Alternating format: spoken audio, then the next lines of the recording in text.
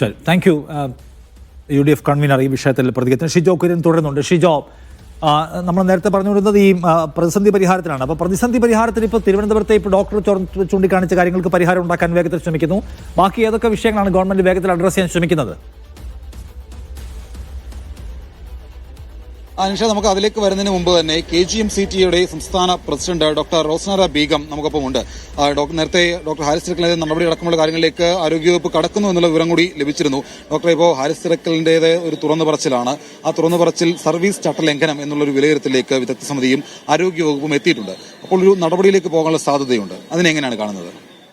അദ്ദേഹത്തിനെതിരെ ഒരു സ്ട്രോങ് ആയിട്ടുള്ള ഒരു നടപടി ഉണ്ടായാൽ സംഘടന ശക്തമായി അതിനെ എതിർക്കുമെന്നുള്ളത് നമ്മൾ നേരത്തെ തന്നെ വ്യക്തമാക്കിയിട്ടുള്ളതാണ്. ആ നിലപാടിൽ നിന്ന് ഞങ്ങൾ പുറകോട്ട് പോയില്ല. പക്ഷേ ശക്തമായിട്ടുള്ള ഒരു നടപടിക്ക് അപ്പുറത്തേക്ക് അദ്ദേഹം നടത്തിയ ഒരു സർവീസ് ചട്ടലംഘനമാണ്, യാഥാർത്ഥ്യമാണ് പറഞ്ഞത്. അത് കേരള പൊതുസമൂഹം അംഗീകരിക്കുകയും ചെയ്യുന്നുണ്ട്. പക്ഷേ ഈ സർവീസ് ചട്ടലംഘനത്തെ ഏത് രീതിയിലായിരിക്കും വകുപ്പ് കാണുക? അത് നമുക്കറിയില്ല. എൻക്വയറി കമ്മിറ്റിയുടെ റിപ്പോർട്ട് ഇതുവരെ വന്നിട്ടില്ല.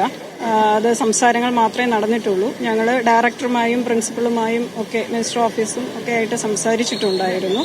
അപ്പോൾ അവരൊക്കെ ഇത് പോസിറ്റീവായിട്ട് ഈ കാര്യങ്ങൾ സോൾവ് ചെയ്യാം എന്നുള്ള ഒരു അഷുറൻസ് ആണ് നമുക്ക് തന്നിട്ടുള്ളത്.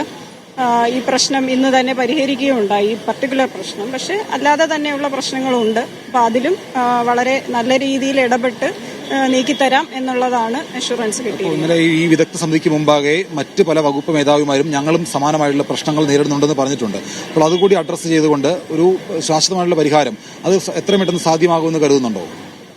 അത് ഫാസ്റ്റ് ട്രാക്ക് ചെയ്യാനാണ് ഞങ്ങൾ ഡിമാൻഡ് ചെയ്തത്.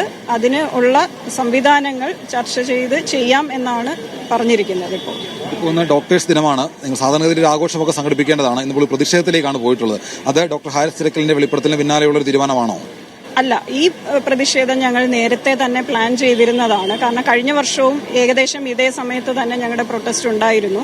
അത് ഞങ്ങളുടെ വർഷങ്ങളായി മുടങ്ങിക്കിടക്കുന്ന ശമ്പള പരിഷ്കരണ അനോമലീസ് കറക്റ്റ് ചെയ്യാൻ, അതായത് ശമ്പള പരിഷ്കരണ കുടിശ്ശിക, entry cadre anomaly, pension anomaly, DA കുടിശ്ശിക, സ്റ്റാഫ് ഡെഫിഷ്യൻസി, പുതിയ മെഡിക്കൽ കോളേജുകളിലെ പ്രശ്നങ്ങൾ, പിന്നെ ഇവിടുത്തെ സിസ്റ്റത്തിന്റെ പ്രശ്നങ്ങൾ, ഇങ്ങനെയുള്ള ഒരുപാട് കാര്യങ്ങൾ ഞങ്ങൾ ഡിമാൻഡ് പലപ്പോഴായിട്ട് ഗവൺമെന്റ് പല ഫോറംസിലും ഡിസ്കഷൻ വന്നിട്ടുണ്ട്.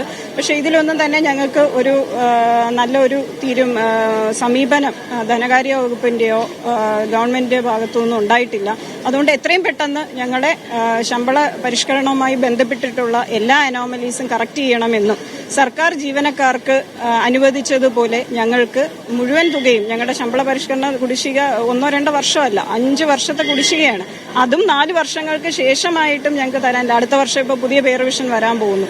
അപ്പൊ ഇതുവരെയും അത് ഒട്ടും എന്നുവെച്ചാൽ ഇത്രയും സർവീസ് നൽകി ഈ ആരോഗ്യ രംഗത്തെ നെടുന്തൂണായി പ്രവർത്തിക്കുന്ന ഡോക്ടർമാരോട് അത്ര പോലും പരിഗണന കാണിക്കുന്നില്ലെങ്കിൽ ഞങ്ങൾക്ക് പ്രൊട്ടസ്റ്റ് മുന്നോട്ട് കൊണ്ടുപോകേണ്ടി വരും. എന്തായാലും ഡോക്ടർ ഹാരിസിനെ പൂർണ്ണ പിന്തുണ അറിയിച്ചു തന്നെയാണ് മുമ്പോട്ട് പോകുന്നത്. അതെ നിഷാദ, അതാണ് ഡോക്ടർ ഹാരിസ് തിരക്കലിന് പൂർണ്ണമായിട്ട് പിന്തുണ നൽകുകയാണ് KGMCTA. അതിനും അപ്പുറത്തേക്ക് നമ്മൾ നേരത്തെ പറഞ്ഞു വന്ന കാര്യം, തിരുവനന്തപുരം മെഡിക്കൽ കോളേജിൽ നിലവിൽ യൂറോളജി വിഭാഗത്തിൽ മാത്രമാണ് ഉപകരണമില്ലാതെ ശസ്ത്രക്രിയ മുടങ്ങിയ ഒരു സംഭവം ഉണ്ടായത്. ആ ശസ്ത്രക്രിയകൾ ഇന്നിപ്പോൾ ലാത്തോക്ലാസ്റ്റ് പ്രോബ് എന്ന് പറയുന്ന ഉപകരണം ഹൈദരാബാദിൽ നിന്ന് വിമാനമാർഗം എത്തിച്ച് ഇവിടെ ഇപ്പോൾ ശസ്ത്രക്രിയകൾ ചെയ്തു തുടങ്ങിയിട്ടുണ്ട്. നിലവിൽ 4 ശസ്ത്രക്രിയകൾ ഇന്ന് നടക്കും. അതേസമയം കഴിഞ്ഞ ദിവസം, അതായത് ഇന്നത്തേക്ക് മാറ്റി ഉപകരണങ്ങൾ എത്തിയതിനു ശേഷം നടത്താൻ വേണ്ടി നിശ്ചയിച്ചിരുന്ന ശസ്ത്രക്രിയകളാണ് ഇന്നു മുതൽ തുടങ്ങുക. അതിനുശേഷം അടുത്ത 2 മാസത്തേക്കുള്ള ശസ്ത്രക്രിയ നേരത്തെ തന്നെ ഡേറ്റ് എടുത്ത് വെച്ചിരുന്നു. അതുകൂടി വളരെ വേഗം നാക്കാനുള്ള ക്രമീകരണത്തിലേക്ക് ആശുപത്രി അധികൃതർ, യൂറോളജി വിഭാഗം അധികൃതർ കടന്നിട്ടുണ്ട്. തിരുവനന്തപുരം ജില്ലയിലെ യൂറോളജി വിഭാഗം ഡോക്ടർമാരുടെ സംഘടനയുടെ ഒരു തലപ്പത്തിരിക്കുന്ന ആളുകൂടിയാണ് ഡോക്ടർ ഹാരിസ് തിരക്കൽ. അദ്ദേഹം ഈ പറയുന്ന അദ്ദേഹത്തിന് വിവിധ സ്വകാര്യ ആശുപത്രികളിൽ നടക്കും അദ്ദേഹത്തിന് സഹായ വാഗ്ദാനം ഉണ്ടായിരുന്നു. തിരുവനന്തപുരത്തെ പല സ്വകാര്യ ആശുപത്രികളിൽ നിന്നും, SCUT, മറ്റ് ചില സ്വകാര്യ ആശുപത്രികളിൽ നിന്നും ഇന്നലെ തന്നെ ലാത്തോക്ലാസ്റ്റ് പ്രോബ് എന്ന് പറയുന്ന ഉപകരണം ഇവിടേക്ക് എത്തിച്ചിരുന്നു. പക്ഷേ ഇവിടെയുള്ള മെഷീനുമായിട്ട് അത് യോജിപ്പിച്ച് പ്രവർത്തിക്കാൻ കഴിയുന്ന ഒരു സാഹചര്യമായിരുന്നില്ല. പക്ഷേ അത് ഒരു സെക്കൻഡറി ആയിട്ട് ആശുപത്രിയിൽ സൂക്ഷിച്ചിരിക്കുകയാണ്. എന്തായാലും നേരത്തെ ഉണ്ടായ ആ ഒരു പ്രതിസന്ധിക്ക് വളരെ പെട്ടെന്ന് തന്നെ പരിഹാരം ഉണ്ടായിരിക്കുന്നു. ഇനിയിപ്പോൾ മറ്റ് വകുപ്പുകളിലും ഇത്തരത്തിലുള്ള പ്രശ്നങ്ങൾ ഉണ്ട് എങ്കിൽ അത് കണ്ടെത്തി അത് പരിഹരിക്കാൻ വേണ്ടിയിട്ടുള്ള ഇടപെടലിലേക്ക് നിലവിൽ ആരോഗ്യവകുപ്പ് കടന്നിട്ടുണ്ട്.